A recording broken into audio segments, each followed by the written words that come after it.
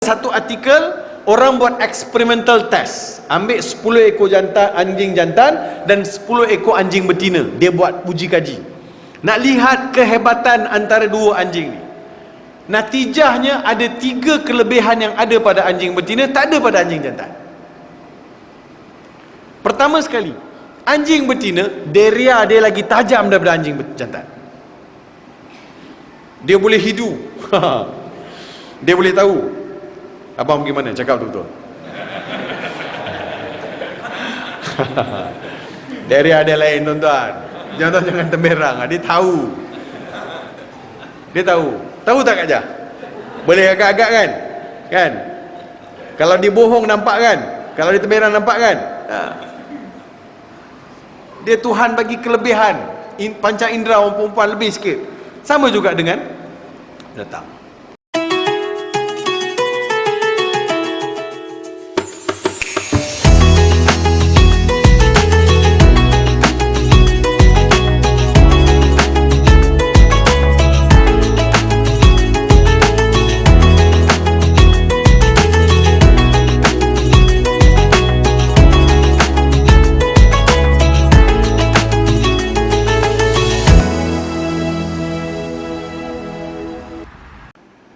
Bismillahirrahmanirrahim. Assalamualaikum warahmatullahi wabarakatuh.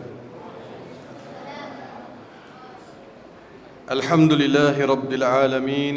Wassalatu wassalamu ala ashrafil anbiya'i wal mursalin, Sayyidina Muhammad ibn Abdillah, arsalahu Allahu bashiran wa nadhira wa da'iyan ila Allahi bi'idhnihi wa sirajan munira.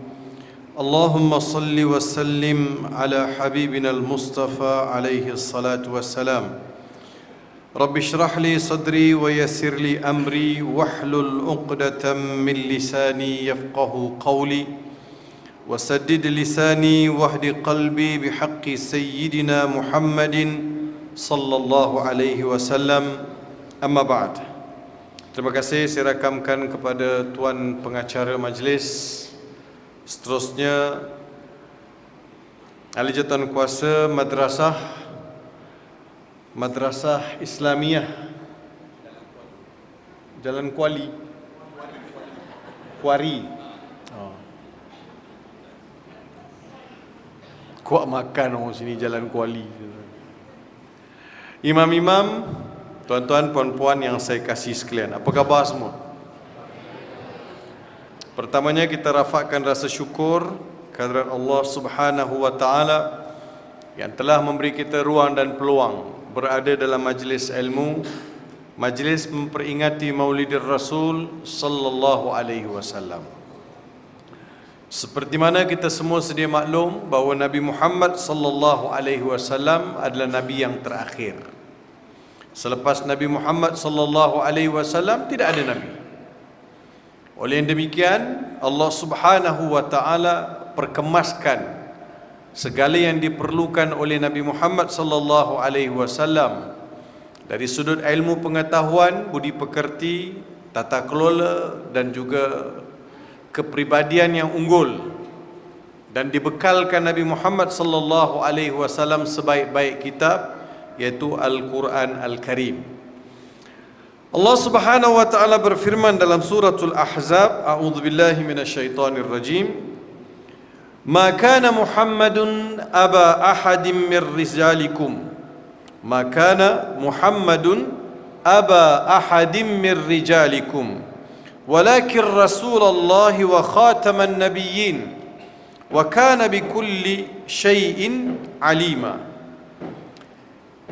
Dalam ayat berikutnya Allah berfirman, Ya ayyuhalladzina amanu dhkurullaha dhikran kathira wasabbihuhu bukratan wa asila. Huwa alladhi yusalli alaikum wa malaikatuhu liyukhrijakum minadh dhulumati ilan nur wa kana bil mu'minina rahima. Ayat daripada surah Al-Ahzab bermula ayat 40, 41, 42 dan 43. Kita lihat terjemahannya. Allah Subhanahu wa taala berfirman, bukanlah Nabi Muhammad sallallahu alaihi wasallam itu dengan sebab ada anak angkatnya yaitu Zaid bin Harithah menjadi bapa yang sebenar bagi seseorang dari orang lelaki kamu, tetapi ia adalah Rasulullah sallallahu alaihi wasallam, atau ia adalah Rasulullah dan kesudahan segala nabi-nabi. Dan ingatlah, Allah Subhanahu wa taala adalah Maha mengetahui akan tiap-tiap sesuatu. Wahai orang-orang yang beriman, untuk bersyukur kepada Allah, ingatlah serta sebutlah nama Allah dengan ingatan serta sebutan yang sebanyak-banyaknya. Dan bertasbihlah kamu kepadanya pada waktu pagi dan petang. Dialah yang memberi rahmat kepada kamu, dan malaikatnya pula berdoa bagi kamu untuk mengeluarkan kamu dari gelap gelita, iaitu kufur dan maksiat, kepada cahaya yang terang benderang, iman dan taat. Adalah ia sentiasa melempar-lempar rahmatnya kepada orang-orang yang beriman di dunia maupun di akhirat.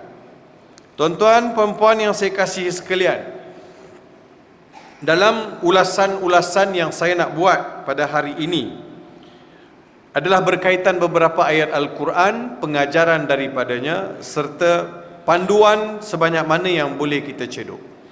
Pertamanya, Allah Subhanahu wa taala memberitahu kepada kita melalui Al-Quran adalah Nabi Muhammad itu bukanlah ayah, bapa kepada sesiapa pun. Sebab di zaman jahiliyah, disebabkan Zaid bin Harithah, anak angkat Nabi SAW, yang rapat dengan Nabi, membesar dengan Nabi, makan minum di rumah Nabi, sampai orang panggil Zaid bin Muhammad. Orang panggil Zaid bin Muhammad, sedangkan ayah dia adalah Harithah. Ayah dia Harithah. Jadi Allah Subhanahu wa taala beritahu bahawa jangan pernah kalian menyandarkan mana-mana manusia, lebih-lebih lagi dengan asbab nuzul yang ada, sebab turun ayat ini yang merujuk kepada panggilan yang disandarkan kepada Zaid yang dibenkan kepada Nabi Muhammad sallallahu alaihi wasallam. Sebelum itu menjadi satu kebiasaan. Maksudnya sebelum turun ayat ini menjadi satu kebiasaan anak angkat dibenkan dengan bapa angkat. Biasa. Turun ayat ini menafikan, tak boleh dah. Anak angkat tidak boleh dibenkan dengan bapa angkat. Jadi hukumnya sudah haram, tak boleh. Melalui ayat ini, pengajaran yang diambil dan juga apa yang dihasilkan oleh para ulama fuqaha, bahawa adalah haram anak angkat itu dibenkan dengan bapa angkat. Tuan-tuan puan-puan barangkali tahu, dulu masa kita belum ada iman yang kuat lah, ada beriman juga, tapi iman tak kuat, pengetahuan Islam kita cetek, berapa ramai di antara kita yang benkan anak angkat dengan ben bapa angkat? Ramai. Jangan kata tak ada. Ada kan? Kena bertaubatlah. Tak boleh. Kita ada proses anak angkat di Malaysia. Proses anak angkat itu tidak boleh dibenkan dengan bapa angkat. Yang boleh, katakan saya ambil anak angkat. Anak angkat saya letak nama Rahman, Abdul Rahman. Yang dibenarkan Muhammad Farid ataupun Abdul Rahman Muhammad Farid. Tak ada bin. Itu pun salah satu pendekatan lah. Saya kalau boleh, dia mesti kembalikan kepada nama bapa dia. Siapa nama bapa dia? Kembalikan kepada nama bapa dia. Kadang kita ambil, kita nak sorokkan nama ayah dia, ayah kandung dia, maka kita binkan dengan nama kita. Padahal dia bukan darah daging kita. Betul lah kita yang asuh, kita yang besarkan, kita bagi makan minum. Kita ambil masa dia merah lagi. Kaki dia sama besar dengan tapak kaki, mungkin kecil lagi kita ambil. Ambil dekat hospital terus pun. Itu bukan alasan. Itu bukan alasan. Biarpun bawa balik, isteri dia boleh susukan budak tu, namun masih tidak boleh dibinkan. Boleh disusukan, dia boleh jadi anak susuan dan tak jadi mahram kepada ibu dan adik-beradik susuan dia, tapi itu bukan alasan untuk dibinkan anak angkat. Jadi turun ayat ini mengharamkan apa yang berlaku di zaman jahiliyah. Maka Muhammadun aba ahadim mir rijalikum, akan tetapi walakir Rasulullah wa khataman nabiyyin, Nabi Muhammad itu adalah Rasulullah dan penutup seluruh nabi. Wa kana Allahu bikulli syai'in alima, Allah Maha mengetahui akan segala sesuatu. Sebab itu kita lihat putera-putera Nabi sallallahu alaihi wasallam, Abdullah, Qasim, Ibrahim, kesemua mereka meninggal masih kecil lagi. Semasa kecil mereka meninggal. Jadi tidak bolehlah dibankan kepada mana-mana anak angkat. Sebab itu surah Al-Kautsar, inna a'tainakal kautsar fasalli li rabbika wanhar inna syani'aka huwal abtar. Orang jahiliyah kata Muhammad ini terputus daripada mewariskan keturunan. Orang mencela. Sedangkan Allah Subhanahu wa taala telah mentakdirkan bahawa Nabi Muhammad sallallahu alaihi wasallam bukan tidak pernah ada anak lelaki, ada, tetapi umur mereka tidak panjang. Saya ingat satu riwayat dalam Sahih Bukhari, bila anak putera Nabi Muhammad sallallahu alaihi wasallam salah seorang namanya Ibrahim, bila meninggal, Nabi Muhammad menangis, ayah kan menangis, sehingga sahabat-sahabat tanya kepada Nabi sallallahu alaihi wasallam, kenapa begitu sekali menangis? Ini adalah perasaan, ini adalah kasih sayang.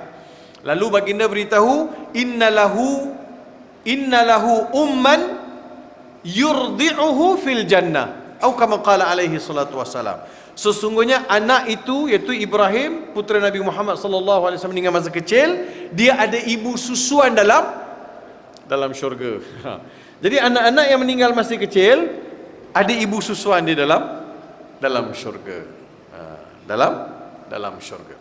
Jadi Allah beritahu, wa kana Allahu bikulli syai'in alima. Allah Maha mengetahui akan segala sesuatu. Allah tahu apa yang baik untuk Nabi Muhammad sallallahu alaihi wasallam, apa yang baik untuk umat Nabi Muhammad sallallahu alaihi wasallam, dan tidak ada anak lelaki yang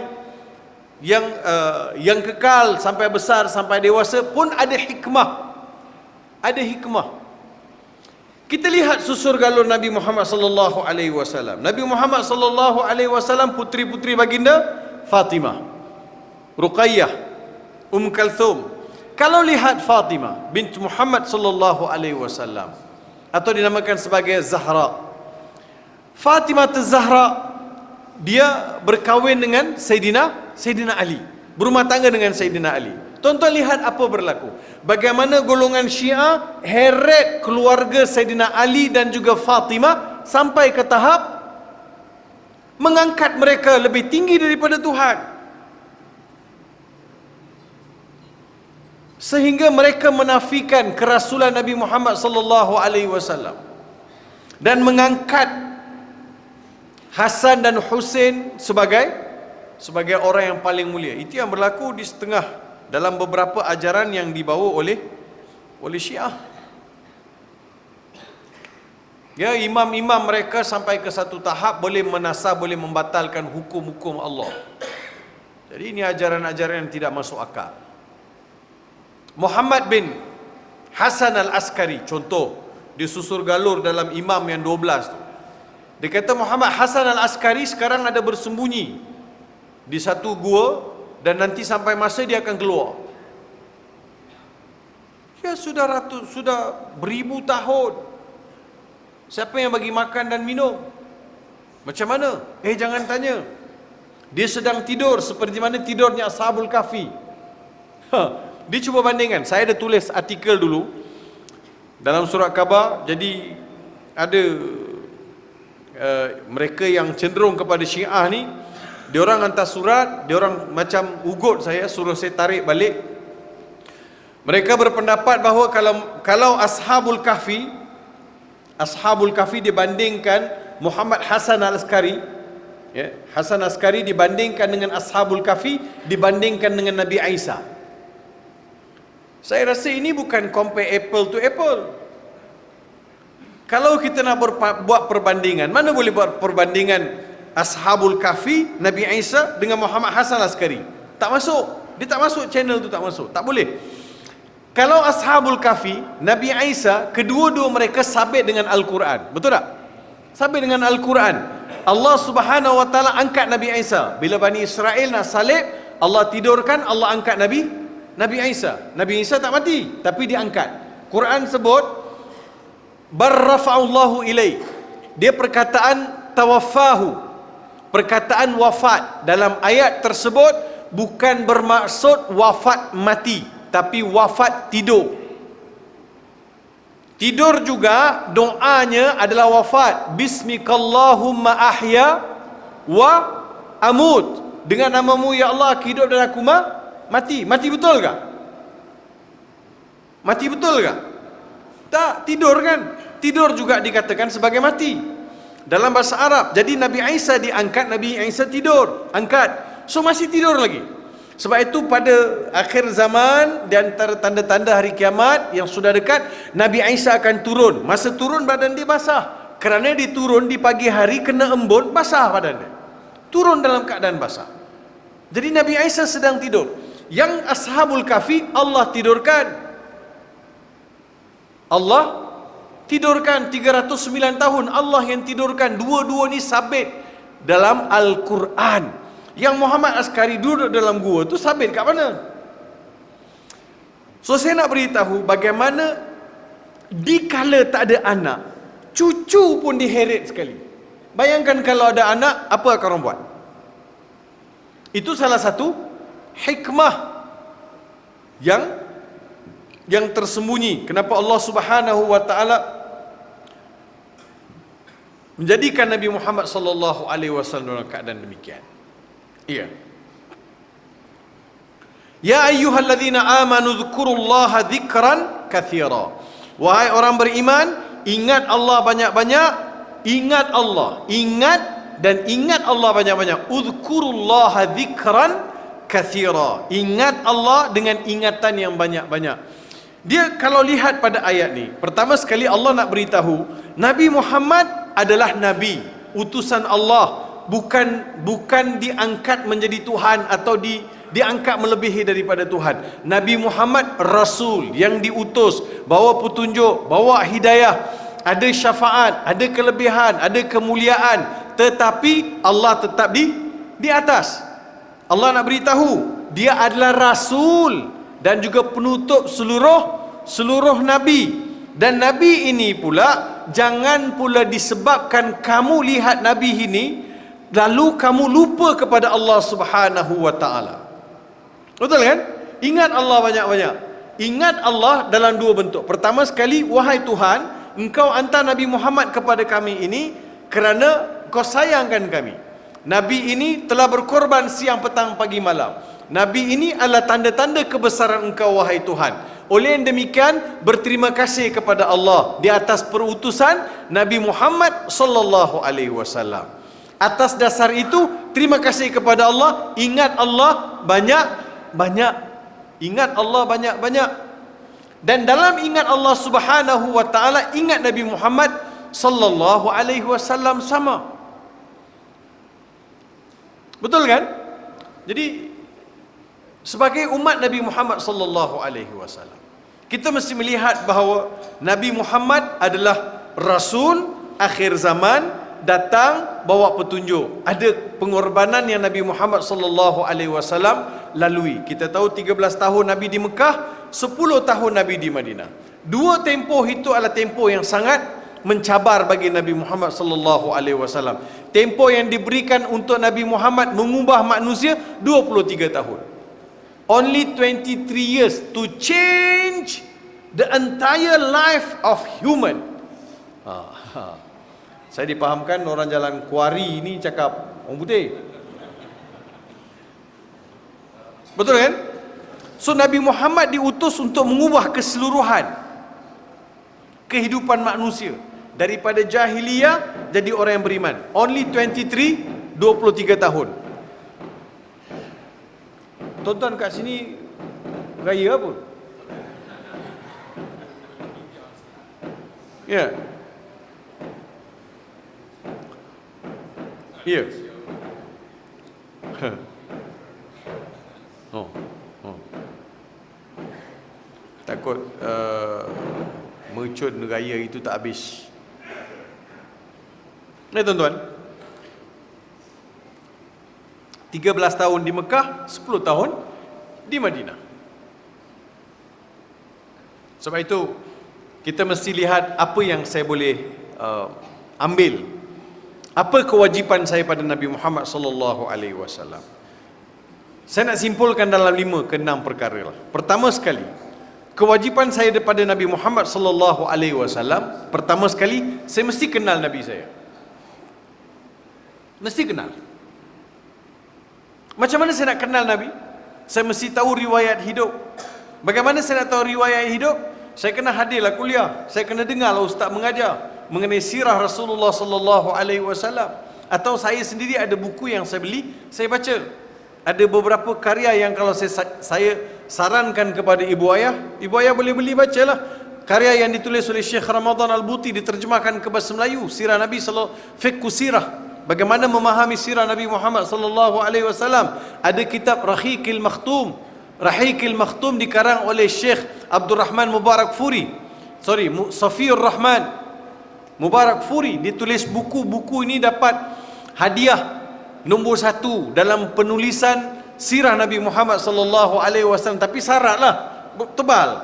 Dia dalam bahasa Arab ada. Siapa yang faham bahasa Arab mungkin dia baca yang karya bahasa Arab. Siapa yang tak faham bahasa Arab dia belajar beli dalam buku bahasa Melayu.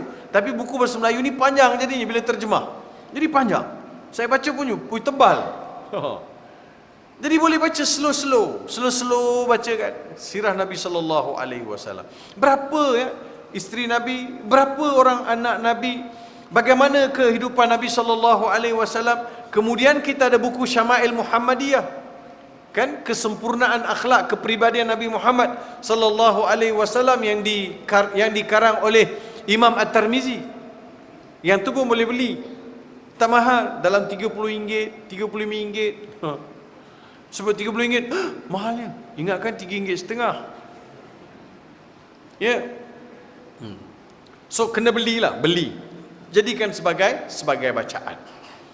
Saya di Universiti Islam Selangor, kita ada tulis buku kepribadian Nabi Muhammad sallallahu alaihi wasallam melalui hadis-hadis yang sahih, ada. Tapi tak sempatlah nak bawa ataupun kena cetak, dah habis. Jadi tuan-tuan yang saya kasih sekalian, jadi kena kenal Nabi Muhammad. Orang tua-tua kita pun sebut tak kenal maka tak cinta. Macam mana you nak cinta Nabi you tak tahu? Itu pertama.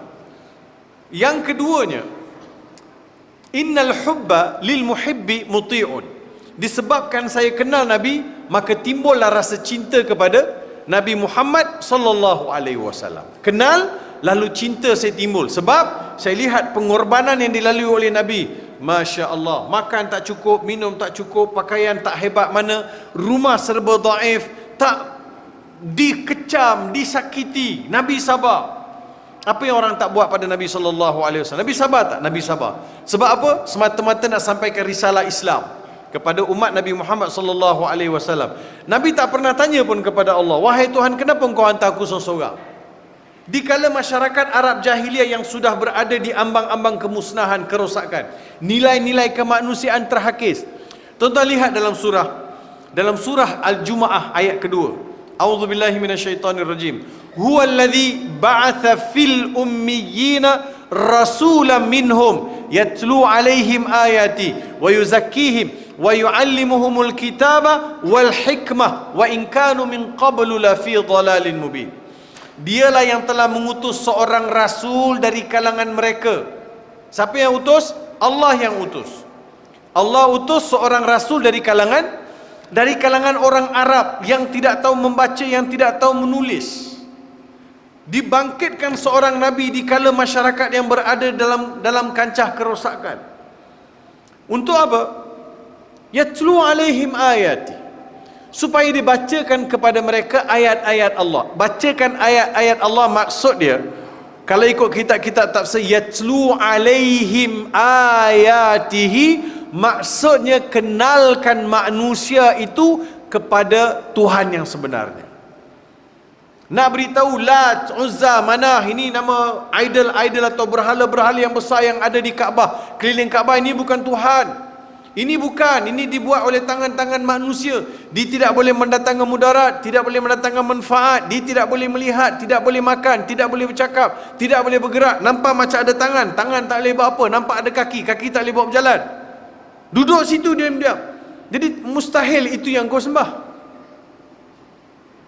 Nak suruh manusia fikir, kenal Tuhan. Siapa Tuhan sebenarnya? Yang turunkan hujan, yang terbitkan matahari, yang taburkan bintang di langit, yang munculkan bulan di malam hari, yang bagi kamu bernapas, yang hidupkan kamu, jadikan kamu daripada setitis air mani, kamu keluar dalam keadaan kamu tak tahu apa-apa, kamu jadi kanak-kanak, kamu jadi dewasa, jadi remaja, kamu jadi orang tua, lepas tu jadi lemah.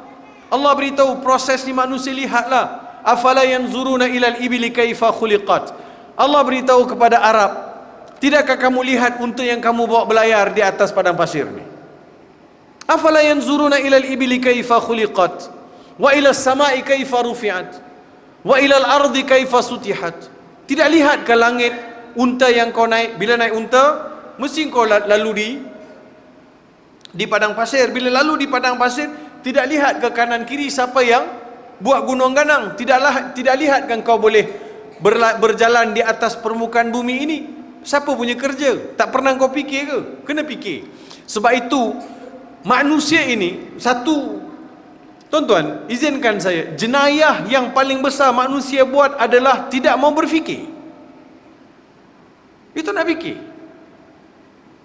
Pasif. Diam, tak ada apa pun tak ada. Kenapa akal yang Tuhan beri itu tidak diguna untuk berfikir? Dikurung dalam jiwa, dikurung dalam tubuh manusia yang tidak mau berfikir. Akal. Fikir.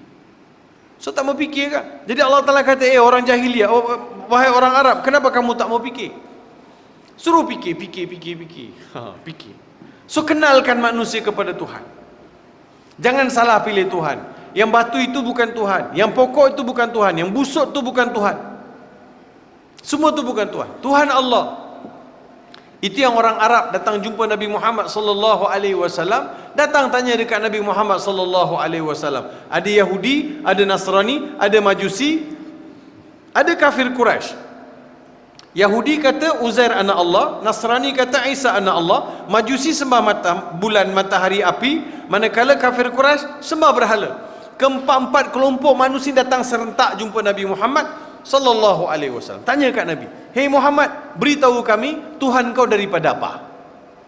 "Ya Muhammad, sif lana rabbak. Min ayyi syai'in suni'a rabbuka ya Muhammad? Akhbir lana." Bagi tahu kami Tuhan kau daripada apa? Amin dhahabinhu, amin fiddatinhu, amin nuhasinhu, amin khashabinhu. Tuhan kau daripada emas kah, daripada perak kah, daripada gangsa kah, daripada kayu kah? Dari apa Tuhan kau wahai Muhammad? Nabi Muhammad tak jawab. Nabi Muhammad diam. Sehingga Jibril bawa turun wahyu, datang Jibril. Beritahu kepada Nabi Muhammad sallallahu alaihi wasallam, "Qul huwallahu ahad, Allahus samad, lam yalid wa lam yulad wa lam yakul lahu kufuwan ahad." Katakan kepada mereka wahai Muhammad, katakan Allah itu Tuhan yang tunggal. Allah itu Tuhan yang Maha Esa. Allah itu Tuhan yang tidak beranak dan tidak diperanakkan. Allah itu Tuhan yang tidak ada sesuatu pun yang setanding dengan dia. Ya. Ayat surah Al-Ikhlas tu jawab kepada Yahudi, Allah itu Tuhan yang tidak beranak dan tidak diperanakkan. Jawab kepada Nasrani, jawab kepada Majusi, walam yakullahu kufuwan ahad. Mana mungkin Tuhan itu bulan dan matahari? Mana mungkin? Nanti mereka yang sembah bulan dan matahari akan berhadapan dengan situasi bulan dan matahari enggan terbit dan tidak mau mengeluarkan cahaya. Hancur. Bila langit itu digulungkan Tuhan besok. So prosesnya habis. So pada masa itu takkan Tuhan yang kau sembah bulan matahari itu rosak. Nampak? Jadi Allah nak beritahu melalui surah Al-Ikhlas, Sebab itu tuan-tuan, kalau orang faham surah Al-Ikhlas, orang tak bincang dah kalimah Allah ni. Faham surah Al-Ikhlas. Dalam surah Al-Maidah, hujung surah Al-Maidah, Nabi Isa beritahu, Allah beritahu pada Nabi Isa, wa idh qala Allah ya Isa ibn Maryam a anta qulta lin nasi ittakhiduni wa ummi ilahaini min dunillah qala subhanak ma yakunu li an aqula ma laysa li bihaqq in kuntu qultuhu faqad alimta ta'lamu ma fi nafsi wa la a'lamu ma fi nafsik innaka antal allamul ghuyub. Sadaqallahul azim. Yang bermaksud, Allah tanya pada Nabi Isa, wahai Isa, engkau ke beritahu kepada Bani Israel supaya sembah engkau dan mak engkau selain aku? Nabi Isa kata mustahil. Kalau aku berkata demikian, pasti engkau tahu wahai Tuhan, aku tidak berhak dan aku sama sekali tidak layak untuk suruh menyembah aku, apatah lagi ibu aku. Sekiranya aku pernah cakap begitu, kau mesti tahu. Innaka antal allamul ghuyub, sesungguhnya engkau Tuhan yang maha mengetahui segala perkara yang tersembunyi daripada manusia, sama ada daripada mata kasar yang boleh lihat atau yang tidak boleh lihat. Apa yang tersembunyi dalam dada manusia pun kau tahu wahai Tuhan. Innaka antal allamul ghuyub. Allah nak beritahu biar Nabi Isa sendiri cakap dengan lisan dia bahawa dia bukan Tuhan. Betul tak? Nak beritahu, bagi tahu sendiri. Sebab itu Nabi Muhammad sallallahu alaihi wasallam kenalkan manusia kepada Tuhan yang sebenarnya. Mustahil manusia itu jadi Tuhan. Biar sehebat macam mana pun mustahil dia jadi Tuhan. Nanti manusia akan bertembung pula dengan Dajjal. Dajjal perlihatkan syurga, Dajjal perlihatkan neraka. Jadi manusia akan tercabar lagi iman dia. Sebab itu tuan-tuan, kerja Nabi SAW kenalkan manusia kepada Tuhan. 13 tahun Nabi di Mekah. Ayat-ayat yang turun di Mekah kebanyakannya cerita perihal akidah, cerita perihal keimanan, cerita perihal mengesahkan Allah. 13 tahun. Ayatnya pendek, tapi maksudnya mendalam. Surah Yasin yang 83 ayat tuan-tuan baca. Cuba perhatikan tadabbur ayat-ayat dia. Allah beritahu keesaan dia, kehebatan dia. Yasin wal Qur'anil Hakim, innaka laminal mursalin. Allah beritahu, Yasin wal Qur'anil Hakim, demi Al-Quran yang syarat dengan kebijaksanaan, bicara Tuhan yang syarat dengan kebijaksanaan. Innaka laminal mursalin, sesungguhnya engkau adalah rasul yang diutus oleh Allah. Datang Haji Kahar, dia kata ayat tu turun kat dia. Rasul Melayu tu. Innaka, sesungguhnya engkau, dia kata engkau yang dimasukkan dalam ayat tu saya lah. Wah, kalau macam tu semua orang akan rasa dia lah Rasul. Dia faham, dia gagal faham bahasa Arab. Sebab itu saya nasihatkan tuan-tuan, kalau nak cari guru untuk belajar, jangan cari guru yang mengajar menyorok-nyorok. Kalau nak tahu ilmu isi, datang rumah dia. Yang Ustaz Farid ajar kat surau ni kulit, isi dia ajar. Bila masa dia belajar kita pun tak tahu. Dia belajar ijazah, ambil sanad pengaji dengan siapa pun kita tak tahu. Bahasa Arab apatah lagi ke laut. Jangan macam-macam. Cari guru yang muktabar, cari guru yang betul.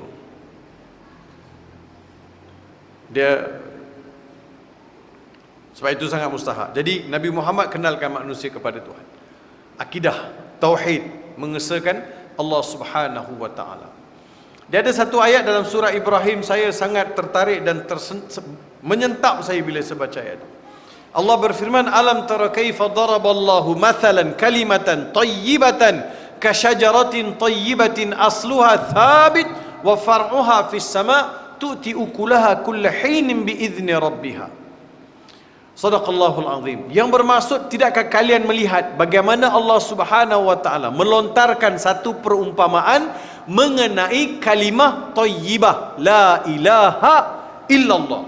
Allah nak beritahu kalimatan thayyibatan. Jumhur ulama ahli tafsir berpendapat bahawa kalimatan tayyibatan itu maksudnya la ilaha illallah. Bila kalimah la ilaha illallah masuk dalam hati perut manusia, mengakar dan dia pasak, dia akan menjadi umpama sebuah pohon yang tersergam indah. Akar tunjangnya menjunam ke bumi, ranting dan dahan mencakar langit. Mencakar langit, memberi hasil kepada Tuhan dia setiap kali mahukan hasil. Ini kalimah tayyibah. Allah nak beritahu, kalau benar-benar akidah ini pasak dalam hati perut manusia, tak ada kerosakan dah. Tak ada kerosakan dah. Kalau akidah ini pasak. Kita lihat bagaimana Luqmanul Hakim, ni ada anak-anak kecil. Bagaimana Luqmanul Hakim mengajar anak dia pula. Apa pertama kali Luqmanul Hakim ajar anak dia? Luqmanul Hakim ajar anak dia pertama sekali, qala ya bunayya la tusyrik billah. Wahai anak kesayangan ayah, jangan pernah engkau syirikkan Tuhan. Awal-awal lagi, first. Tapi nak beritahu anak tu jangan syirikan Allah, dia mesti tahu siapa Allah tu dulu. Betul tak? Kita kata kalau bawa kereta nanti jangan langgar. Kalau bawa kereta jangan langgar traffic light, jangan langgar orang, jangan langgar motor, jangan langgar kereta berhenti. Tapi kita kata jangan langgar, tak pernah ajar dia bawa kereta. Boleh atau tidak? Saya sebagai ayah, saya kena ajar anak saya apa erti akidah. Siapa Tuhan kita, makan minum kita, bernafasnya kita, wujudnya kita di atas dunia ini.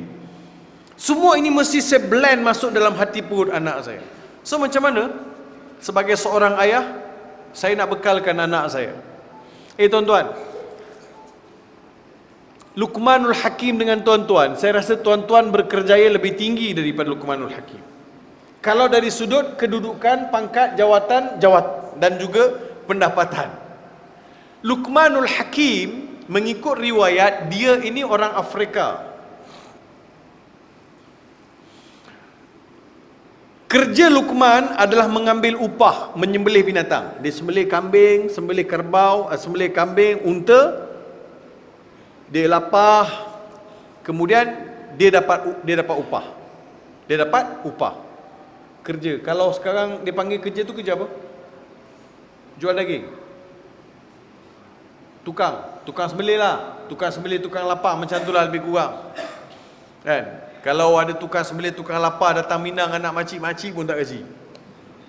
Kerja apa? Melapah daging kat pasar. Ada hati nak pinang anak aku. Tak ada kelas lah. Kerja apa? Engineer. Boleh. Kerja apa? Lawyer. Boleh.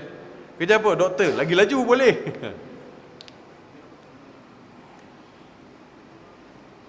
Tapi dia punya bual bicara, dia punya nasihat Tuhan rakam dalam Al-Quran. Wa idh qala Luqmanu libnihi wa huwa ya'idhuhu ya bunayya la tusyrik billah. Sebab itu Allah beritahu, walaqad ataina Luqmanal hikmata anishkur lillah. Allah beritahu, sesungguhnya kami telah datangkan kepada Luqman, kami telah kurniakan, kami telah lengkapkan Luqman itu dengan kebijaksanaan. Ada bijaksana, wisdom kata orang, tuan. So dia bapa yang syarat dengan kebijaksanaan mengasuh anak dia, kata, anak kesayangan ayah, jangan pernah kau syirikan Tuhan. Biar tak makan, tak minum, bila tak cukup apa tak apa, tapi jangan pernah kau syirikan Tuhan.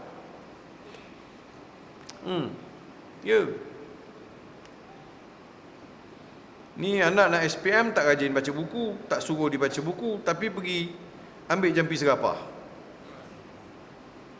Usaha tak ada.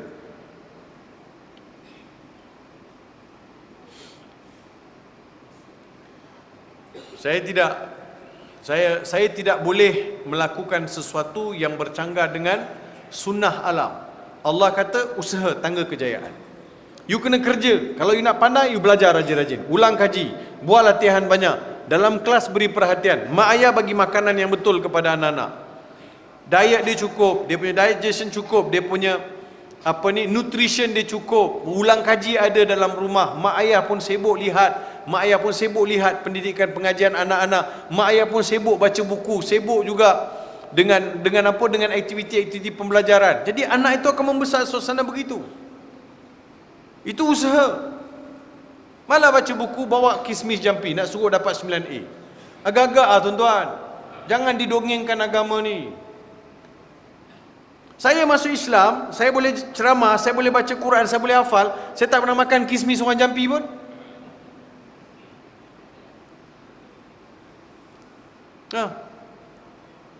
Saya kena usaha, kena halau, kena marah, kena maki, macam-macam saya lalui, jatuh bangun, bukan senang. Tapi saya usahalah. Usaha itu bawa saya sampai sini. Siapa pula yang bagi saya kismis jampi? Oh, Kak Jah. Ikhtiar tu boleh. Nak makan, belilah. Mungkin tak kismis tu makanan sunnah Nabi. Nabi suruh makanlah kismis. Tak apa, minum susu. Makan badam itu makanan yang digalakkan.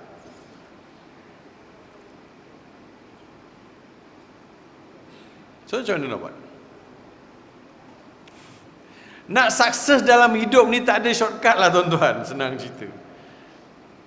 Kalau tak masakan Allah biarkan Nabi berhijrah naik unta menyorok di Gua Sur, kemudian menyambung nyawa pergi ke Madinah. Kenapa Allah tak bagi buruk? Allah kata, Muhammad, kau ikhtiar, kau usaha sendiri. Kau usaha. Aku ada, kau usaha. Nak beritahu tinggalkan satu ajaran untuk umat Nabi Muhammad, usaha. Kena ada usaha. Betul, saya usaha, yang natijahnya serah pada Allah lah. Betul tak? Saya kena berusaha. Tuan-tuan, setiap kali saya nak pergi masuk TV, saya nak buat rakaman atau live, tuan-tuan tahu berapa jam saya baca buku? 2 hari.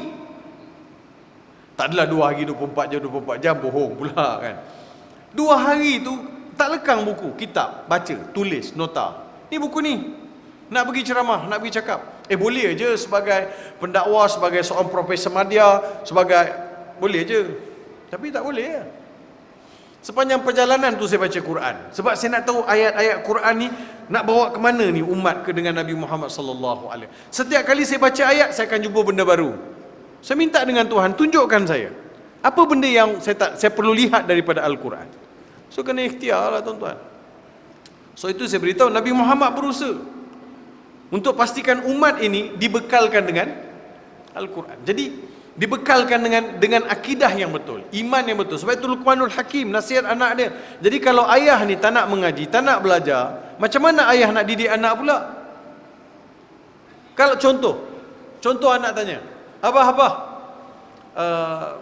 ni masjid ni, kalau kata masjid ni orang kata rumah Allah, Allah ada dalam tu kau? Contoh kan? Kalau kata ini rumah Farid ada dalam tu. Ini rumah Hasan ada. Rumah Allah, kalau anak tanya Allah ada dalam tu ke? Banyak kali pergi tak nampak Allah pun, nak jawab apa? Ayah nak jawab apa? Jangan tanya macam tu, Allah marah. Budak tu tak nak tanya lah.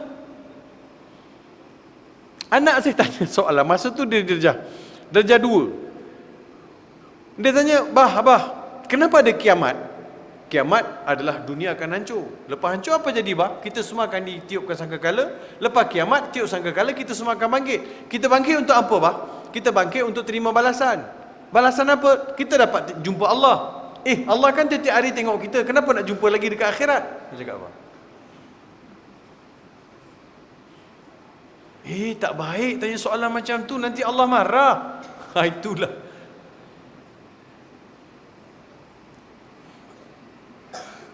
Macam mana kita nak jawab? Jadi kalau ayah tak ada ilmu, itu yang pertama.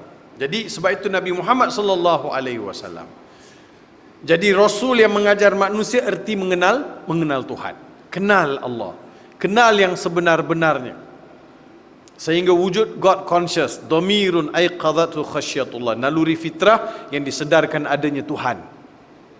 Yang pertama. Yang keduanya kerja Nabi, wa yu'allim wa yuzakkihim, menyucikan manusia daripada karat-karat jahiliyah. Kerja Nabi susah. Nak betulkan orang kita mandi safar dulu. Ingat senang tuan-tuan. Lama baru boleh cuci. Itu pun sampai sekarang ada orang cuba-cuba nak buat tu. Kan? Ada pula ni bulan Safar ni ada. Kalau tak ramai pergi mandi Safar, saya pun tak tahu. Mana asal usul? Campur aduk. So nak bersihkan bukan senang, karat jahiliah.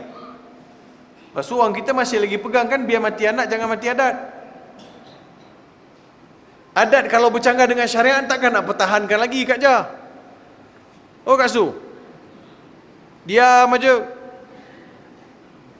Ini adat kita ni. Tak boleh kita nak ketepikan. Adat yang tidak bercanggah dengan syariat, no issue. Adat yang bercanggah dengan syariat, tak boleh. Senang cerita. So Nabi Muhammad datang bersihkan karat-karat jahiliah. Yang kaya menindas yang miskin, ada sistem kasta. Ya. Jadi datang Islam buang benda-benda jahiliah. Anak perempuan dilihat sebagai musibah. Lepas tu ada pula tahyul dia, ada pula khurafatnya.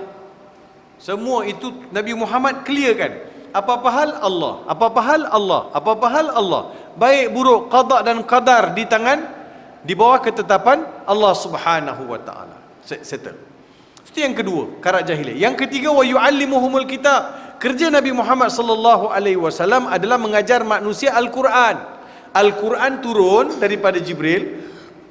Jibril bawa turun pada Nabi Muhammad, turun daripada Allah. Jibril terima daripada Allah, bawa pada Nabi Muhammad sallallahu alaihi wasallam. Begini. Wahyu ini turun ada dua bentuk. Pertama sekali turun terus dalam bentuk Nabi boleh dengar, keduanya Jibril datang bawa wahyu. Tapi dalam banyak keadaan Jibril bawa wahyu. Wahyu ini turun daripada Lauhil Mahfuz ke lapisan langit yang pertama. Daripada lapisan langit pertama 23 tahun turun beransur-ansur, turun beransur-ansur. So Jibril bawa turun kepada Nabi Muhammad sallallahu alaihi wasallam. Sampai pada Nabi Muhammad ulang kaji. Nabi Muhammad hafal. Nabi Muhammad bacakan pada sahabat pula hafal. Ada sebagian besar sahabat hafal, ada sebagian kecil sahabat yang menulis. Tulis balik. Tulis kat mana? Tulis atas pelepah-pelepah tamar. Tulis di atas kulit-kulit binatang. Tulis di atas tulang-tulang binatang. Tulang yang mana satu? Tulang peha. Tulang peha manusia pula. Tulang peha binatang. Kalau tulang peha binatang kan dia lepeh. Kan? Selama ni kita ingat tulang, macam mana tulang kalau tulang rusuk nak tulis, nak bawa tulang rusuk satu tu kan. Dia yang tulang tu adalah tulang lepeh yang dekat punggung binatang tu kan dia lepeh. Di situ ditulis tulang. Pelepah-pelepah tamar ditulis, disimpan. Tulis saja, tak ada titik, tak ada baris. Titik tak ada. Qaf dengan fa tak ada titik. Ha dengan kha tak ada titik, Pak Long. Ni ada titik pun baca salah. Ada titik. Sekarang Quran siap ada titik, siap ada color, siap ada macam-macam warna. Warna merah pekat 6 harakat. Warna merah cair 5 harakat. Warna kuning-kuning 2 harakat. Macam-macam warna ada, betul kan? Ada ke tak ada? Pun salah lagi baca. Tapi betul tuan-tuan. Kalau saya hafal, saya tulis, saya boleh ingat walaupun tak ada baris, walaupun tak ada titik. Tuan-tuan biasa baca surah Al-Fatihah, betul? Betul kan? Kalau hari ini saya tulis Fatihah, tak ada titik, tak ada baris, confirm tuan-tuan boleh baca. Sebab biasa baca dah surah Fatihah. Saya tengok, ni Fatihah ni ustaz.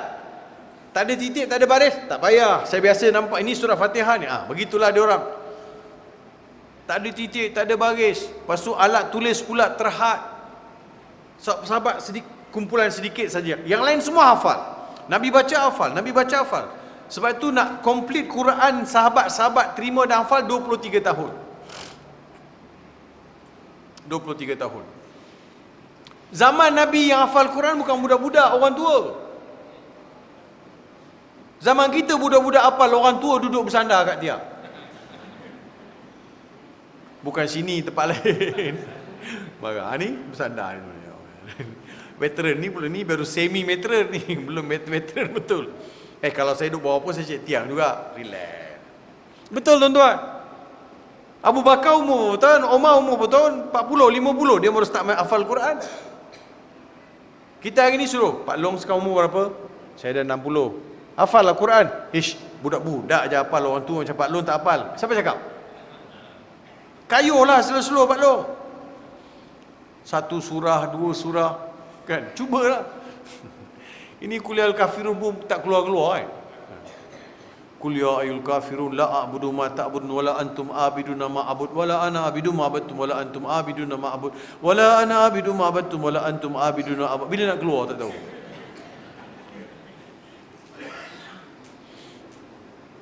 Jadi itu proses saya beritahu. Susah tak Nabi sampaikan? Sampaikan. Sahabat hafal. Sebab itu yang hafal tu lebih ramai daripada yang boleh menulis. Sama juga sekarang. Sekarang atas dunia ni lebih kurang ada 70 juta orang hafal Quran. 70 million. 70 juta orang hafal Al-Quran. Ada juga kajian lakukan kata 7 hingga 70 hafal Quran. Kat Malaysia je tengoklah, kat Selangor banyak mana pula madrasah-madrasah tahfiz. Berapa ramai yang hafal Quran? Ramai yang hafal. Ramai yang hafal. Katakan malam ni, satu malam, besok pagi kita bangun tak ada satu Quran atas dunia ni. Tak ada, semua dah hilang. Besok pagi tuan-tuan, within 1 hour kita boleh siap tulis Quran. Percaya tak? Budak-budak kita yang menghafal Quran tu bukan sekadar menghafal, mereka juga diajar macam mana nak tulis Al-Quran. Dia panggil ilmu resam. Dia tulis balik. Ya. Itu kekuatan Al-Quran. Quran ini Nabi Muhammad sallallahu alaihi wasallam masa Nabi hidup, Nabi bacakan Quran, sahabat-sahabat hafal. Hujung hayat Nabi sallallahu alaihi wasallam 2 tahun sebelum Nabi wafat, Jibril turun ulang kaji Quran, disusun balik Quran itu. Kan asalnya Quran turun, dia tak ikut urutan seperti mana ada dalam Quran kita, betul tak? Sekarang surah Al-Baqarah, hujungnya surah An-Nas. Turun kat Nabi Muhammad sallallahu alaihi wasallam, surah yang pertama sekali turun ayat 5 ayat pertama surah Al-Alaq. Duduk dekat juzuk 30. Orang mesti tanya, ini kan mula-mula turun, kenapa tak letak di pangkal? Tak kena. Nak mengasuh, nak mendidik tu dia kena, dia ada urutan dia tu, 1 2 3 4 5 6. Jadi surah Al-Baqarah, surah yang turun di Madinah lepas Nabi hijrah. Kenapa duduk surah yang nombor 2 lepas Fatihah? Betul tak? So Jibril turun, bacakan balik pada Nabi Muhammad, susun balik, susun surahnya, ayatnya disusun balik. Disusun balik. Sebab tu hebat zaman tu. Diorang hafal kemudian disusun. Kita hafal, bersusun pun bersepah kita baca kadang. Iya. Ya. Baca inna a'tayna je pun. Ataupun baca wal as innal insana lafi khusr illa alladhina amanu wa amilus salihati falahum ajrun ghairu mamnun. Dah sesat pergi tempat surah Wattin. Baca Wattin sama juga, wattini wazaitun wa turi sinin wa hadzal baladil amin laqad khalaqnal insana fi ahsani taqwim thumma radadnahu asfala safilin illa alladhina amanu wa amilus salihati wa tawasaw bil haqqi wa tawasaw bis sabr. Dia sesat. Ingatkan sesat surah panjang-panjang, ini sesat surah pendek-pendek tuan-tuan. Iya. Sebab itu Quran Nabi turun, Nabi baca, sahabat-sahabat tulis. Selepas itu kerja Nabi litubayyina linnas, kerja Nabi menjelaskan isi kandungan Al-Quran. Apa dia dalam Al-Quran? Nabi Muhammad bertanggungjawab ajar mereka kandungan Al-Quran ini. Jadi ulama bincang, adakah keseluruhan Al-Quran 30 juzuk tu Nabi Muhammad sallallahu alaihi wasallam tafsirkan satu persatu? Ada pendapat kata ya, ada pendapat kata tidak. Sebab yang Nabi tafsirkan adalah ayat-ayat yang perlu masyarakat tahu. Ayat-ayat yang memang dia ada ayat muhkam, ada ayat muhkamat, ada ayat mutasyabihat. Kalau ayat itu ayat muhkamat, maksud ayat itu jelas, baca faham jelas. Jadi Nabi tak tafsirkan, Nabi tak turunkan, Nabi tak bagi asbab apa-apa asbab penjelasan. Tapi kalau ayat itu perlukan kepada penjelasan, Nabi baru beri penjelasan. Tapi ulama berperanan untuk mentafsirkan Al-Quran. Ada tafsir Ibnu Katsir, tafsir At-Tabari, tafsir Fakhruddin Ar-Razi, tafsir Al-Kabir, macam-macam tafsir dia. Kita pun ada tafsir, beberapa tafsir. Kita, kalau di Malaysia tafsir Nusantara lah, kita ada tafsir Pak Hamka kan, tafsir Al-Azhar. Menarik juga, saya pun suka baca. Kemudian sekarang JAKIM sedang siapkan tafsir Pedoman Mutakin. Pedoman Mutakin. Minggu lepas, 2 hari lepas, hari Khamis, JAKIM hantar dekat saya juzuk yang ke-29 untuk saya semak. Juzuk yang ke-29. InsyaAllah bila semak dah selesai akan cetak. Jadi tuan-tuan pun boleh manfaatkan nanti, InsyaAllah. Kan, selepas 66 tahun merdeka, tak siap-siap lagi. Patutnya kena lebih awal. Kita ucap terima kasih pada JAKIM ambil inisiatif. Patut kita ada lebih awal lagi. Kita hanya ada terjemahan terjemahan pimpinan Ar-Rahman. Patut kita kena ada. Tuan-tuan, orang tanya kat saya, Ustaz, kalau nak buat tafsir berapa? Saya kata 5 juta. 5 juta buat tafsir. Kau buat bangunan sampai 5 bilion, kau tak terkejut pun? Tafsir 5 juta, kau terkejut pasal apa? Wih, banyaknya Ustaz. Tak, mesti diprogramkan, mesti ada sistem untuk menghasilkan. Kena ada grup penyelidik, kena ada yang menulis, kena ada yang menyemak, kena ada buku-buku yang dibeli. So, jadi proses. Tuan-tuan, orang beri dana untuk kaji hutan 30 juta untuk mengkaji hutan yang ada di Malaysia ni. 30 juta. Ini pokok apa? Ini pokok apa? Ini pokok apa? Lepas tu untuk kaji sungai, orang bagi pula 5 juta. Kaji sungai-sungai kat Malaysia ni. Batu-batu yang ada kat sungai ni, kaji pula. Bila kata Quran, nanti dulu. Ada punca, tuan-tuan. Punca masyarakat kita ni, Islam, mereka sayang Islam, dia bukan Islam, tapi tak boleh nak penetrate, nak masuk lebih jauh ke fahaman Islam. Dia stuck. Sebab itu kita ulang benda yang sama berulang kali. Repeat. Mula-mula saya masuk Islam, saya pergi masjid tu ustaz tu mengajar jenis-jenis air untuk air. Ada pun jenis-jenis air bermula dengan air mutlak, air musta'mal, kemudian air musyammas, kemudian air mutanajis. Pandai kau. Jadi ada mengajar. Saya pun masa mula masuk Islam, sebulan 2 tu saya duduklah dengar. Baru ni saya pergi, ada ustaz lain pula ajar bab air. Jadi masyarakat kita ni bila nak faham bab air, tak gerak-gerak. Senang aja, air 2 kolam macam tu kat situ tu, ambil lah wudu.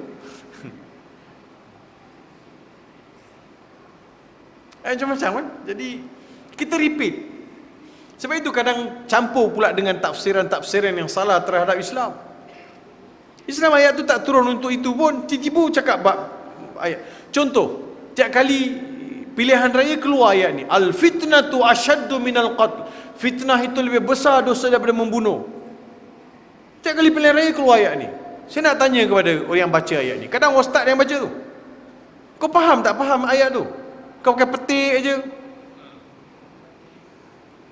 Fitnah dalam ayat tu membawa maksud syirik, bukan fitnah sebarkan cerita orang. Fitnah, tuan-tuan, fitnah, kalimah fitnah dalam Al-Quran ada 12 maksud dalam Quran.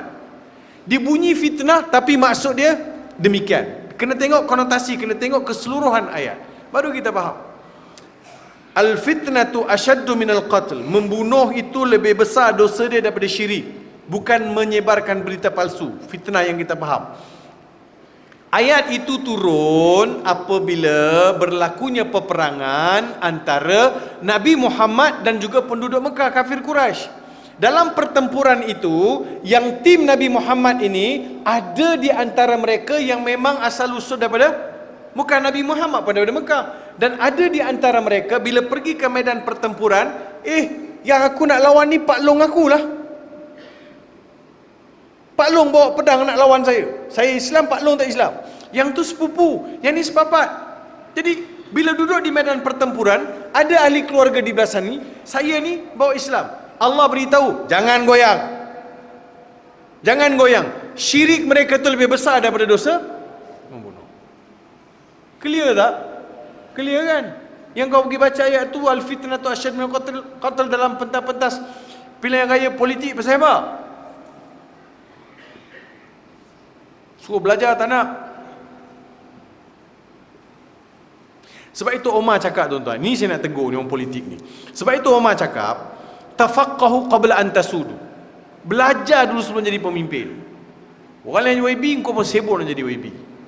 Jangan bersepah tu. Sekian dimaklumkan.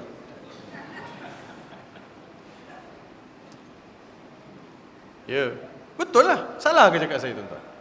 Kalau tuan-tuan nak membenarkan salah, terpulang lah, jawab sendiri dengan Tuhan besok. Saya tak mau syubhat. Yang salah saya cakap salah. I'm very clear. Salah-salah. Kau kena belajar lah. Kena faham. Agama kena faham. Kena faham dulu. Sebab itu Quran, kalau betul nak bawa, faham Quran ni. Nabi jelaskan Al-Quran. Kita ada terjemahan. Sebab itu saya sebut kita ada terjemahan, kita ada tafsir, kita ada itu, kena baca, kena ulang kaji. Tuan-tuan, percaya atau tidak, di ceramah dalam masjid, sampai baca ayat yang saya baca tadi mengenai kalimah thayyibah kan. Ada ustaz ni, saya nak pergi makan malam dengan anak-anak saya kata, dah isyak ni, kita alalang kita solat lah dulu baru kita pergi makan. Tempat kami nak makan tak jauh dari masjid. Kata, yalah bah, jom. Sebab budak-budak ni kalau dah balik besok, bila balik pukul 11.30 macam tu, lihat nak solat. Masuk bapaknya sekali. Dia solat ni waktu dia tu. Syok masa tu, betul kan? Kalau dah lebih tu, dia mulalah dia bila leka tu, dia suka leka. Jom solat, pergi masjid. Ada ustaz tu mengajar. Dia kata dalam Al-Quran Allah ada sebut mengenai sepohon pokok yang hebat pokok ni, luar biasa pokok ni. Saya kata, ya Allah, apa agaknya pokok tu? Dalam kepala saya ni macam-macam pokok keluar. Pokok zaitun, pokok tin, pokok tu, pokok ni. Sebab kita baca Quran. Jadi pokok-pokok yang Quran ni semua masuk dalam kepala saya. Papa masuk. Saya tunggu pokok apa dia nak sebut. Pokok yang Allah Subhanahu Wa Taala sebut ni adalah dalam Al-Quran pokok ni. Pokok kelapa. Saya kata pokok kelapa.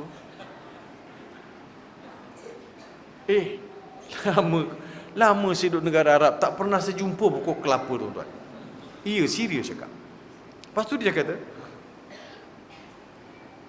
Allah berfirman dalam Al-Quran, alam tara kaifa daraballahu mathalan kalimatan tayyibatan. Ayat tadilah, tidakkah kamu melihat bagaimana Allah melontarkan satu perumpamaan mengenai kalimat tayyibah, la ilaha illallah adalah umpama sepohon kayu yang tersergam, yang akar tunjangnya menjunang ke bumi, dahan dan ranting mencakar langit, memberi hasil kepada Tuhan dia.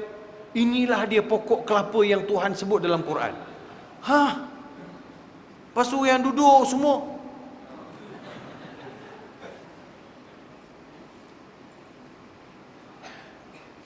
iya, rupanya hujung tu dia kata disebabkan kehebatan pokok kelapa dan apa yang keluar pokok kelapa, jangan lupa untuk dapatkan minyak kelapa dara. Saya ada bawa, dia cakap.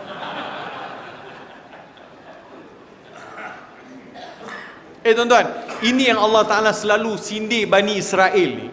Allah sindir Bani Israel, wala tashtaru bi ayatillahi thamanan qalila. Jangan jual ayat Allah dengan nilai-nilai yang murah. Jadi dia salah. Nak cakap macam mana? Itu baru satu contoh. Belum lagi ayat Quran dibaca untuk sembuhkan bisul. Dia kata ada ayat sembuhkan bisul. Ustaz bukan tahu pun. Ya, saya kata saya tak tahu, banyak benda tak tahu. Apa ayatnya? Wala talbisul haqqa bil batil.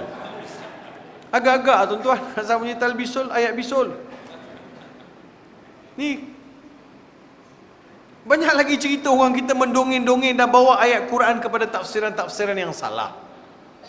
Saya yang belajar, taklah saya kata saya tahu semua, tapi rasa geramnya, rasa kenapa boleh jadi macam tu.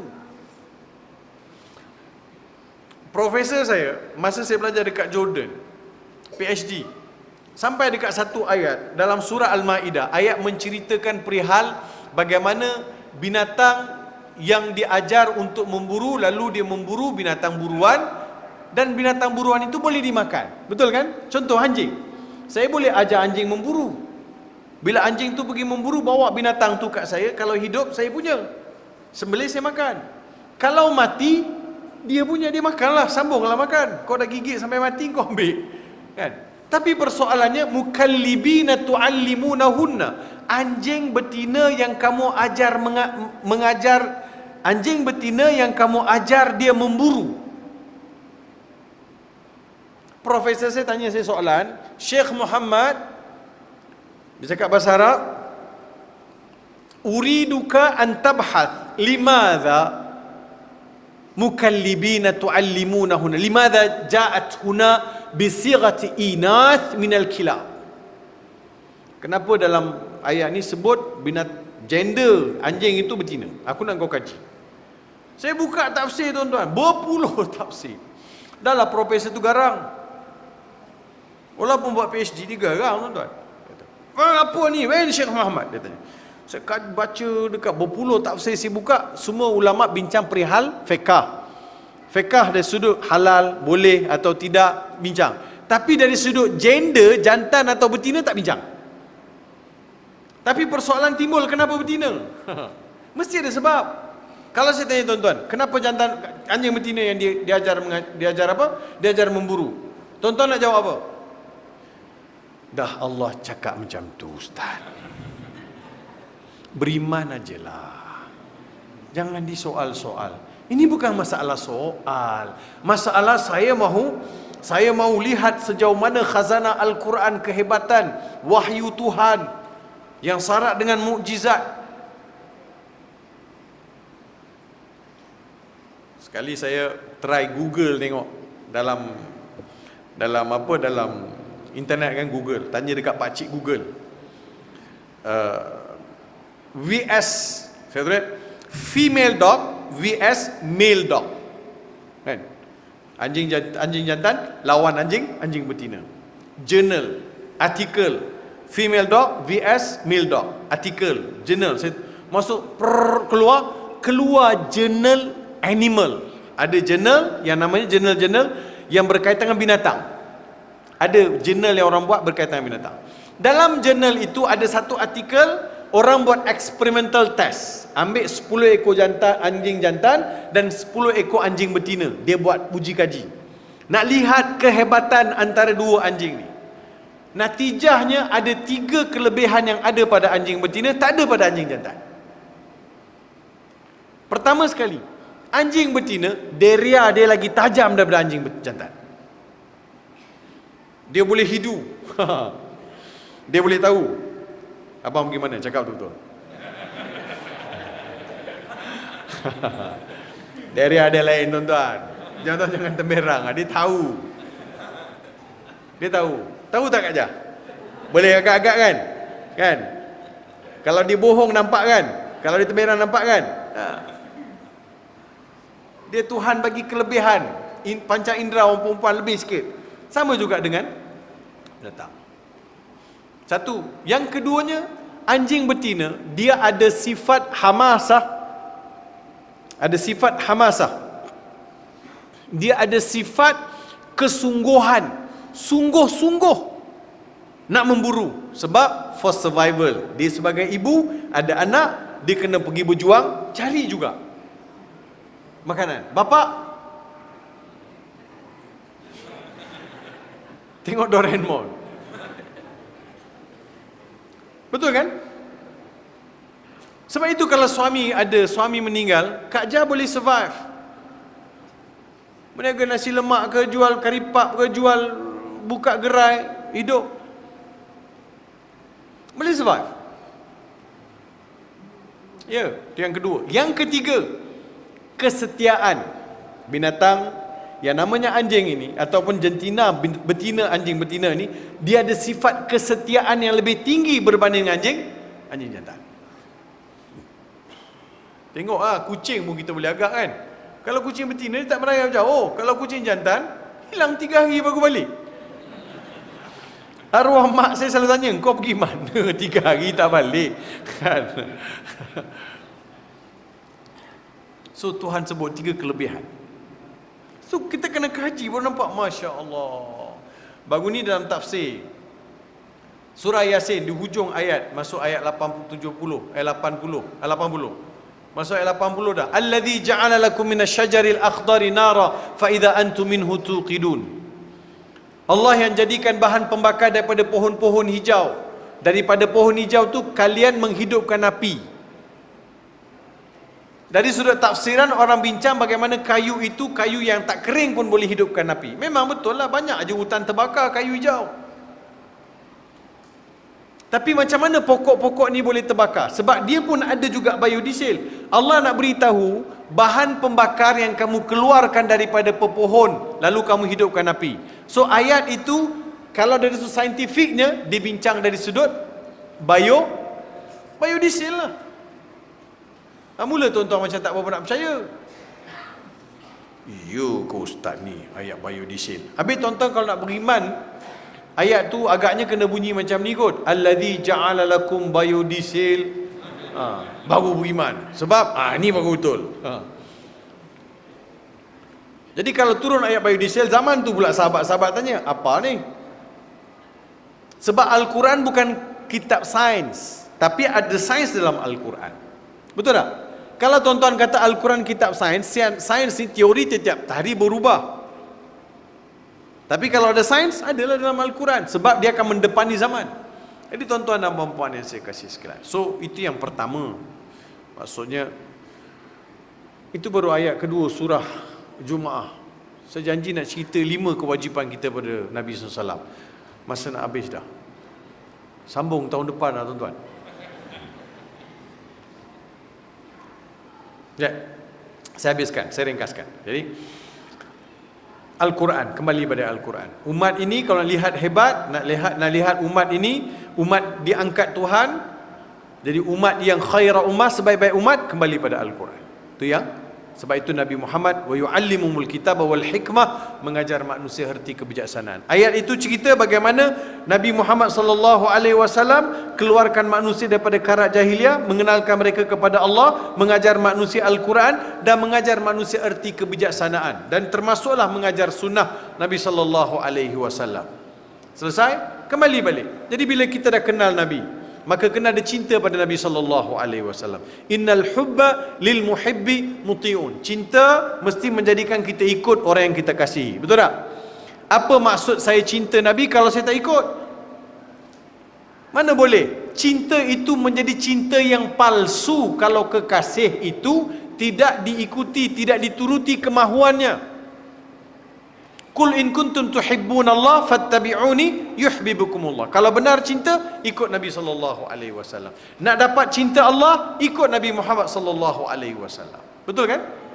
Jadi kita lihatlah sahabat-sahabat bagaimana cinta mereka pada Nabi Muhammad sallallahu alaihi wasallam. Kisah Bilal bin Rabah, kisah sahabat-sahabat yang lain dalam merindui Nabi Muhammad sallallahu alaihi wasallam.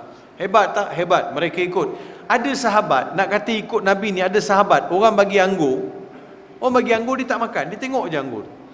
Kata tuan rumah kata makanlah. Tak apa, terima kasih. Kenapa tak makan? Sebab saya tak tahu macam mana Nabi makan anggur. Sanggup tinggalkan sebab tak tahu macam Nabi makan anggur. Pernah Pak Long tanya macam mana Nabi makan anggur? Pernah kita tanya macam mana Nabi makan? Jadi sahabat tu tinggalkan. Jadi ada seorang sahabat lain dalam majlis tersebut kata, saya pernah lihat Nabi makan anggur. Macam mana Nabi makan anggur? Nabi akan ambil satu tangkai anggur, Nabi akan makan sebiji tangkai tersebut. Mungkin satu tangkai itu ada 5-6 biji. Saya ulang, ada 5-6 biji. Bukan sekilo. Jangan tiba-tiba lepas ni pula sekilo ambil satu tangkai tu, zam ambil, ngap. Kata apa ni? Sunnah. Tak ada, itu terdarah tuan. Tak ada kena. Nabi ambil satu tangkai 5-6 biji. Kenapa Nabi buat macam tu? Sebab begitulah ahli syurga enjoy makan syurga, makan anggur. Ikut Nabi Muhammad sallallahu alaihi wasallam. So, lihat, saya makan, saya minum, saya tidur, saya berjalan, saya masuk bilik air, saya bercakap dengan orang. Semua ni saya boleh tak masukkan sunnah. Jalan. Nabi berjalan macam mana? Nabi berjalan laju. Nabi jarang angkat kepala tengok sana kanan kiri, tengok orang. Nabi tunduk jalan. Nabi akan bagi salam dekat orang. Nabi akan terlebih awal bagi salam. Kita tunggu orang bagi salam.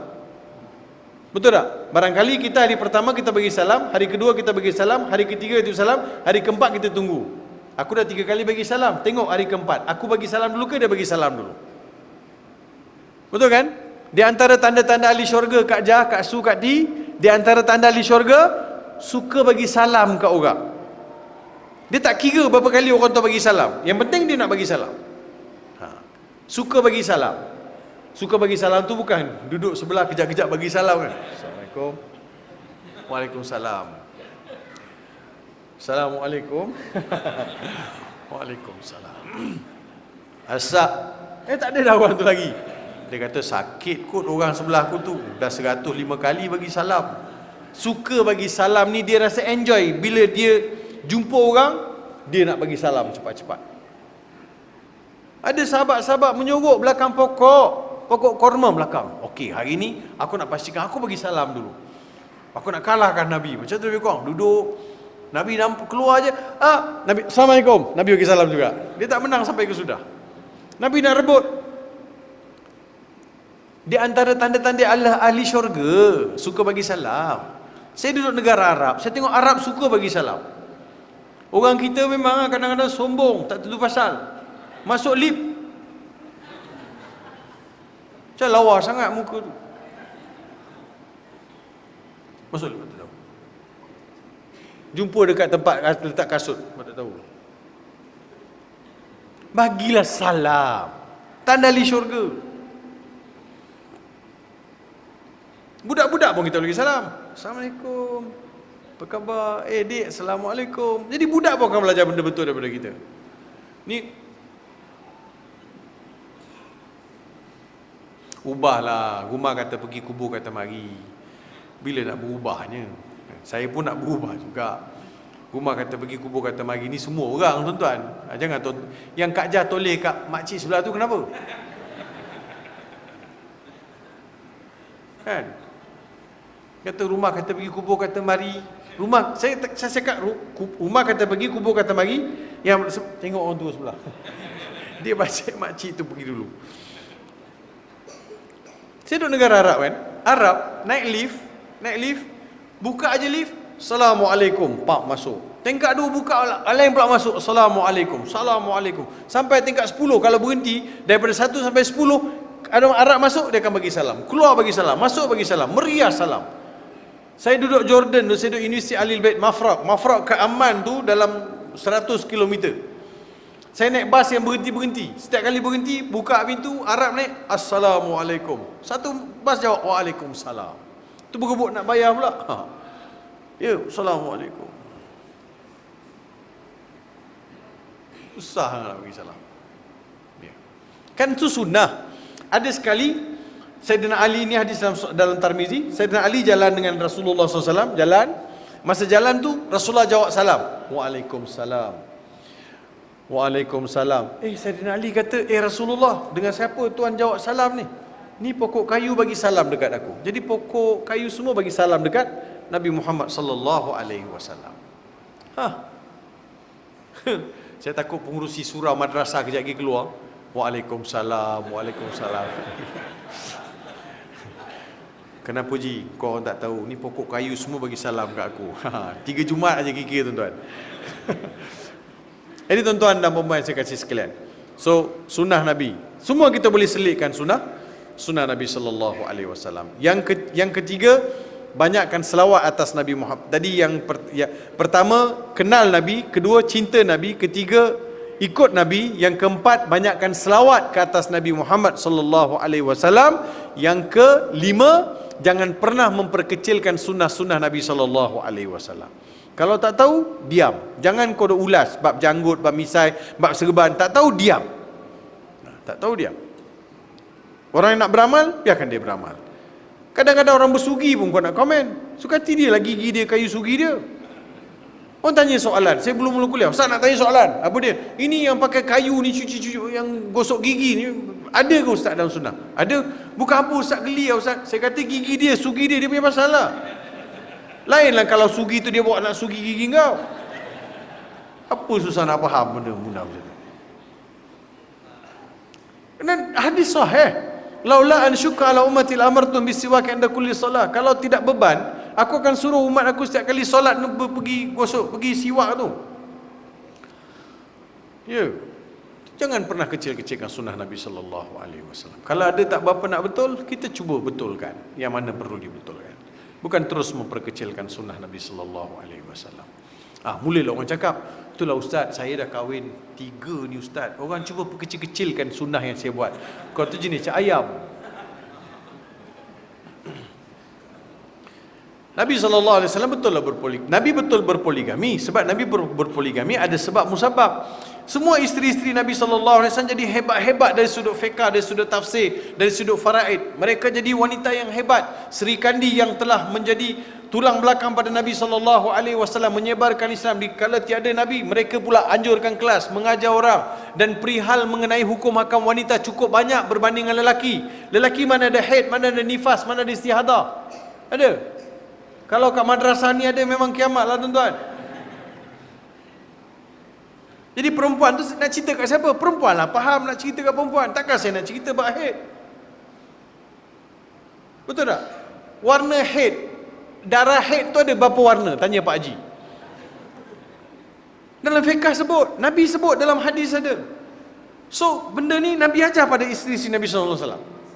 Itu pertama. Yang kedua, Nabi SAW memperluaskan lagi empayar dakwah dengan kabilah-kabilah. Jadi Nabi punya strategi lain daripada yang abang punya strategi pergi nikah dekat Siam tu.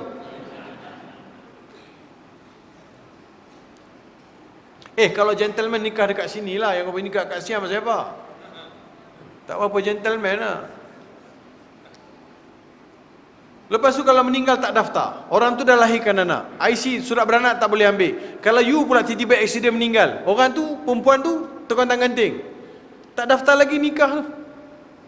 Kalau anything happen, harta pencarian, hak dia semua terabai. Berapa ramai? Ada 10, kadang sampai 10-12 tahun dia simpan isteri dia bawa balik sini, tak didaftar. Kan satu jenayah namanya tu, menganiaya orang. Itu cara betul ke Islam aja? Cakap dengan saya. Itu bila Jabatan Agama buka peluang pendaftaran bagi mereka yang telah bernikah di luar. Datanglah bernikah, datanglah buat pendaftaran. Ramai yang telefon sesenyap, boleh ke? Yang masa orang tak ramai pukul berapa? Dia tak nak daftar sebab isteri tadilah dia dah mulai hidu-hidu dah, macam tak betul suami aku ni. Kalau dia daftar, confirm dalam sistem JAIS ada. Jadi tak nak benda tu terdedah. Susah apa, minta maaf aje lah bang. Ada kawan tu kata, minta izin susah ustaz, habis minta maaf aje lah.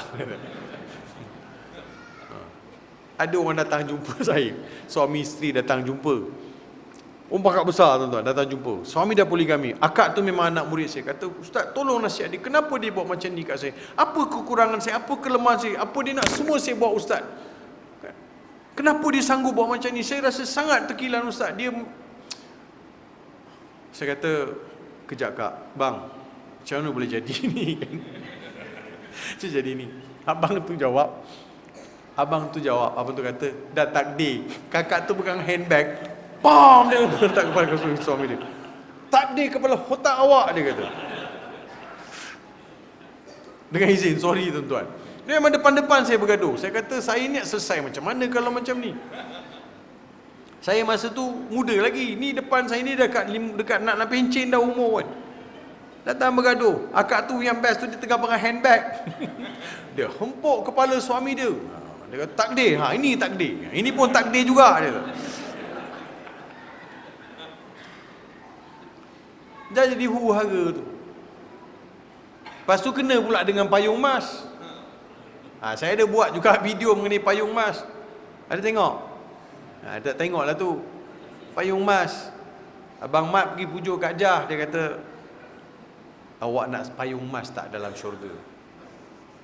Kak Jah kata, payung emas? Ya. Dalam syurga, awak akan dapat payung emas. Dikurniakan payung emas. Diberikan payung emas. Awak akan nampak sangat hebat dekat akhirat bila berpayung emas. Tapi dengan satu syarat lah. Dia diam aja payung emas.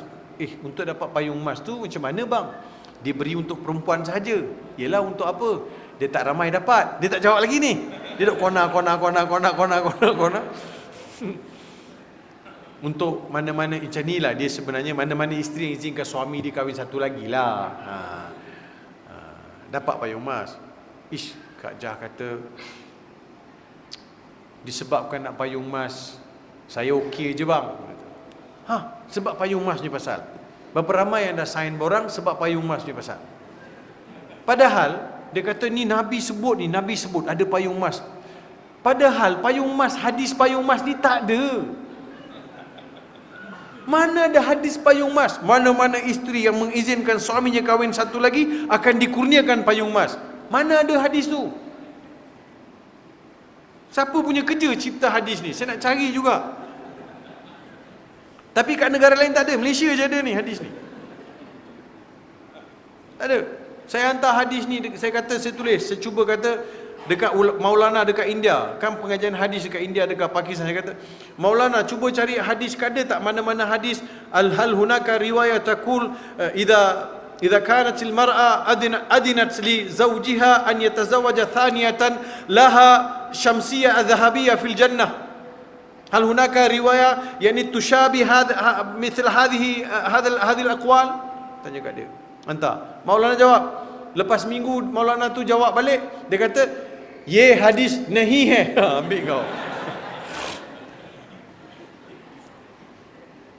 Tak ada. Mana ada hadis kata ada payung emas? Kak Jah, saya nak tanya, nak payung emas dalam syurga buat apa? Nak buat apa? Bukan ada hujan, ribut, taufan, embun pun tak ada Kak Jah. Udah Kak Jah macam orang gila bukan payung dalam syurga. Lepas tu boleh percaya pula ada payung emas. Ni tahu ramai yang marah kat saya ni, saya tahu. Habislah modal kita satu-satu. Cari modal apa pula lepas ni. Pandai-pandai abang lah, gentleman aja lah bang. Iya, letih. Lepas tu dia pun baca ayat Quran sebut boleh poligami. Mana dia? Fankihu ma tabalakum minan nisa'i mathna wa thulatha wa ruba'. Nikahilah perempuan itu 2, 3 dan 4. Wah. Satu nafas kau baca ayat tu. Lama sangat kau hafal ayat ni nampaknya. Saya kata ayat tu turun, tuan-tuan baca balik surah An-Nisa ayat kedua tu, ayat kedua, ketiga, keempat, kelima sampai ayat 12. Daripada ayat 1 sampai 12 cerita mengenai kejadian manusia mengenai perihal anak yatim, kebajikan anak yatim. Persoalan timbul, kenapa di celah-celah kebajikan anak yatim, jaga anak yatim ni keluar ayat kahwin 2, 3, 4? Mesti ada sebab. Adalah tu yang tak betul buat tu dengan anak yatim. Baca balik riwayat-riwayat tu. Kahwinilah perempuan 2, 3 dan 4 ini adalah disebabkan penjaga-penjaga anak yatim apabila sudah ada hasrat untuk menikahi anak yatim yang dijaga oleh mereka. Contoh, orang hantar kat saya anak yatim, saya dapat anak yatim, saya jaga. Harta mak ayah dia ada, saya jaga anak ni, harta dia pun berkembang. Anak yatim ni pun saya jaga. Bila anak yatim ni perempuan lah, bila dah dewasa 15-14 tahun, cantik pula budak ni. Lawa pula. Kalau buat isteri bagus juga. Mas kahwin siapa nak peduli, siapa nak lawan, sebab anak yatim. Harta dia boleh jadi sebahagian harta aku. So ada dah benda-benda dalam kepala. Turun ayat, kalau kau nak nikah, kau nikah lain, jangan kau nikah anak yatim. Pergi kahwin lain. Kau nak kahwin sangat, pergi 2, 3, 4 perempuan, kau pergi kahwin. Jadi saya nak tanya senang aja. Ayat tu turun dalam keadaan Tuhan suka ke Tuhan marah? Halo? Apa pasal diam? Apa pasal senyap? Tuhan marahlah turun ayat tu. Ini bukanlah bermaksud Tuhan tak, siapa nak poligami. Begini tuan-tuan, nak poligami itu hak masing-masing. Tetapi jangan pernah mudah-mudah petik ayat, jangan pernah buat apa-apa riwayat. Halal, khalas. Gentleman, jalan. Saya tidak mau ada unsur-unsur yang cuba memperkecil dan juga mempersenda sunnah Nabi, itu aja. Please. Kalau betul, gentleman jaga, jaga. Jaga dua-dua. Bagi makan minum cukup. Anak yang tu jaga, anak yang ni pun jaga. Jaga. Jangan pernah yang baru itu dilebih-lebihkan, yang lama itu ditinggal-tinggalkan. Tak terurus tengok. Banyak dah saya jumpa. Banyak dah saya jumpa. Mungkin kat sini tak adalah, tempat lain. Kalau ada, terasa Nasib lah. Jadi tuan-tuan, sebab itu jangan ada benda yang mempersenda dan mempercikirkan Nabi SAW. Mudah-mudahan kita jadi umat Nabi Muhammad sallallahu alaihi wasallam yang mempunyai watak, kepribadian, akhlak, budi bahasa serta gambaran inilah umat Nabi Muhammad sallallahu alaihi wasallam. Di antara tanggungjawab kita paling besar, belajar dan juga menghayati ajaran Al-Quran Al-Karim. Panjang saya ceramah, biasa ceramah 1 tahun, satu jam. Ini sudah habis sejam setengah tuan-tuan. Ya, terima kasih. Dengan harapan ada kambing lah. Kalau mihun saya balik tuan-tuan. Aqulu qawli hadha wa astaghfirullahal azim li wa lakum wa billahi taufiq wal hidayah. Wassalamualaikum warahmatullahi wabarakatuh. Bismillahirrahmanirrahim.